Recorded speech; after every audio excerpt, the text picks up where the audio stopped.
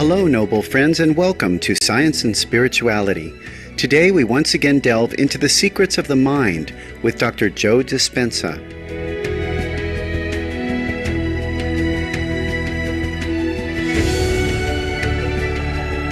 Dr. Dispenza is an American expert on the role and function of the human brain. He has authored the book Evolve Your Brain and produced several DVDs and CDs featuring his past seminars. He is well known for having appeared in the critically acclaimed 2004 American documentary What the Bleep Do We Know? Dr. Dispenza's training and education are in the fields of neurology, neuroscience, cellular biology, memory formation, aging, and longevity. He also has a Doctor of Chiropractic degree and is an honorary member of the National Board of Chiropractic Examiners in the United States. Years ago, Dr. Dispenza experienced an accident which left him with several broken bones in his back. The grim prognosis by doctors was that he would never be able to walk again. Dr. Dispenza has always been interested in human potential. He strongly believes that the power that creates our body can also heal disease or injury. Thus, he decided not to have the back surgery his doctors recommended and instead surrendered himself to this great power. About 12 weeks later, he returned to work fully recovered. After this life-changing experience, he traveled the world studying spontaneous remission, or the sudden reversal of an illness without a medical explanation. He found that there were 4 common characteristics among these people he met who had undergone this wonderful transformation.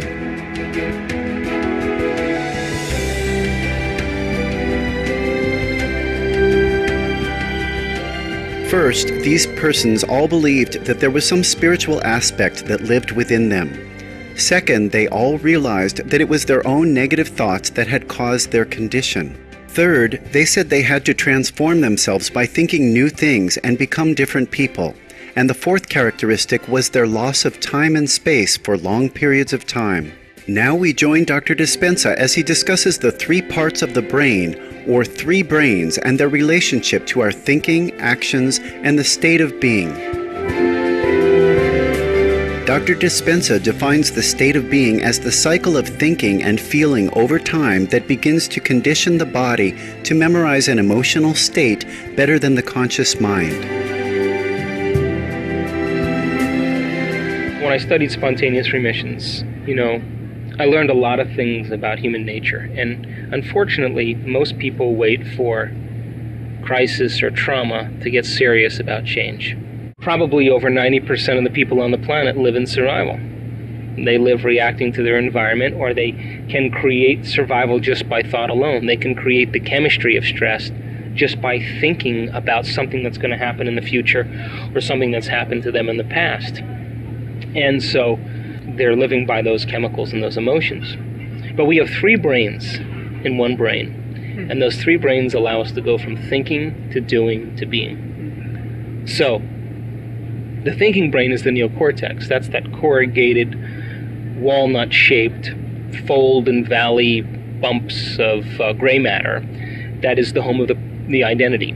You're listening to me right now with your neocortex.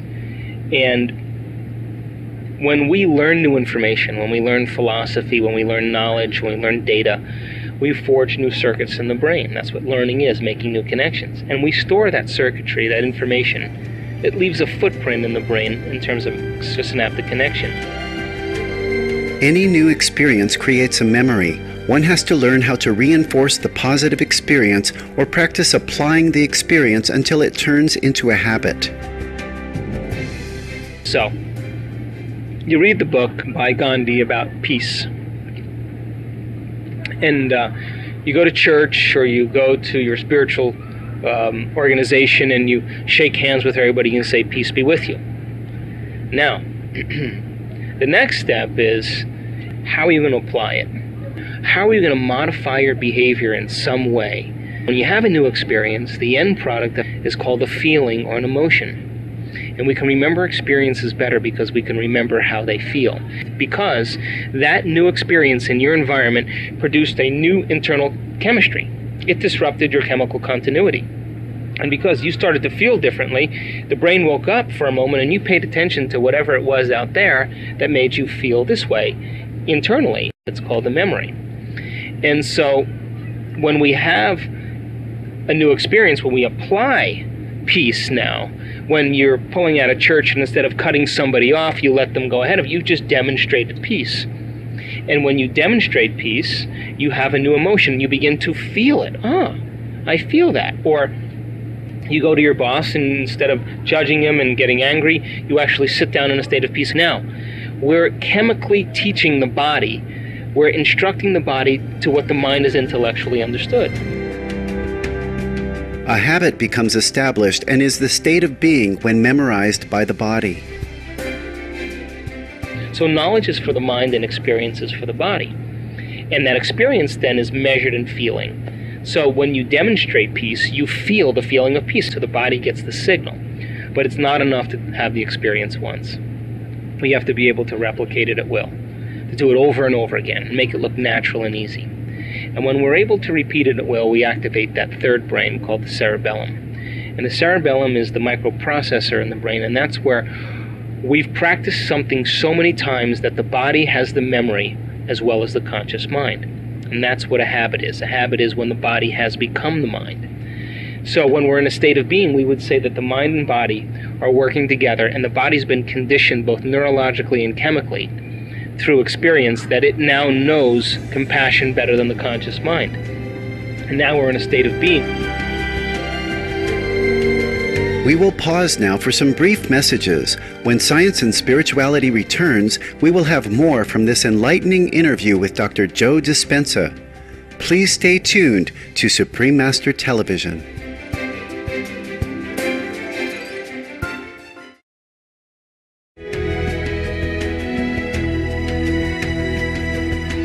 Welcome back to Science and Spirituality on Supreme Master Television. We now resume our interview with Dr. Joe Dispenza, an American expert on the role and function of the brain. In his books and lectures, he discusses how he believes we can shift our lives in a constructive direction by better understanding the interaction of body and mind. According to Dr. Dispenza, the power of our thinking is inestimable as thoughts directly affect how we experience life. You see, the thought, how you think, is the electrical charge in the quantum field. And how you feel is the magnetic charge you emanate. So how you think and feel creates an electromagnetic field that affects every single atom in your life. When people develop constructive habits that are the result of positive thinking, it is truly a powerful phenomenon.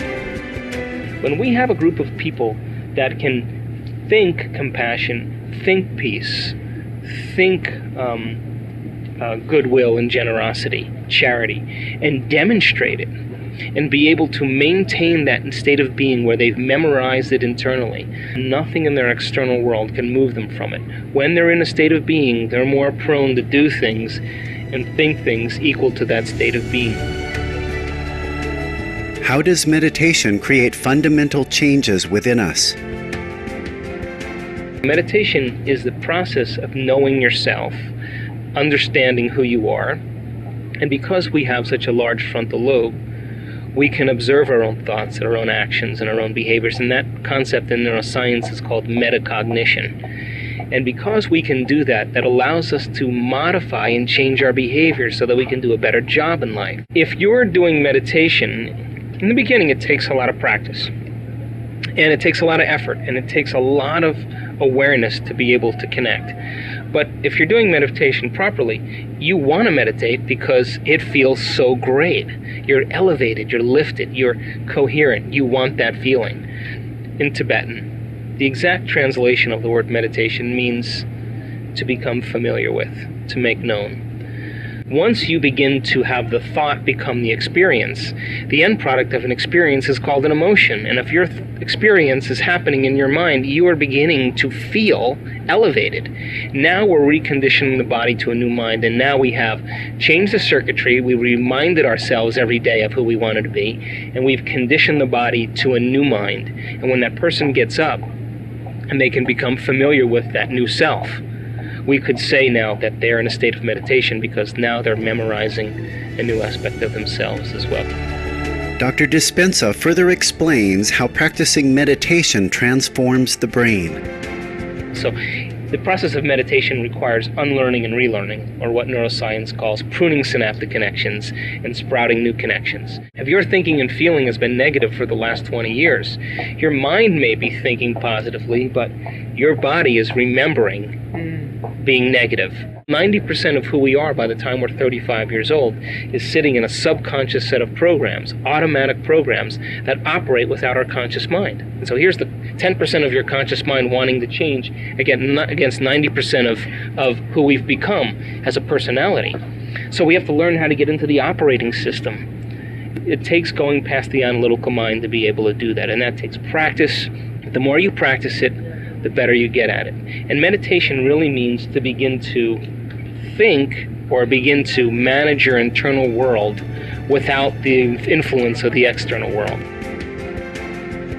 To close, Dr. Dispenza reiterates that bringing out the best within ourselves need not be initiated by suffering. My message is really simple. Why wait for a disease, for crisis in your life? We could either learn and change in a state of joy and true inspiration, or we can learn and change in a state of suffering, in chaos, and urgency. And let's choose the former. We're the best when we're spontaneous. We're the best when we're not concerned about how we look, or if we're succeeding or failing, or who's watching. We're the best when we're just loose and we're free. And so the universe works in unusual ways to lighten us up and to bring us experiences that make us move into a state of joy. We sincerely thank Dr. Joe Dispenza for sharing his perspectives on the mind-body connection, the power of thoughts, and the nature of habits, as well as for his wisdom regarding how meditation can transform our lives. Our appreciation, intelligent viewers, for being with us today for Science and Spirituality.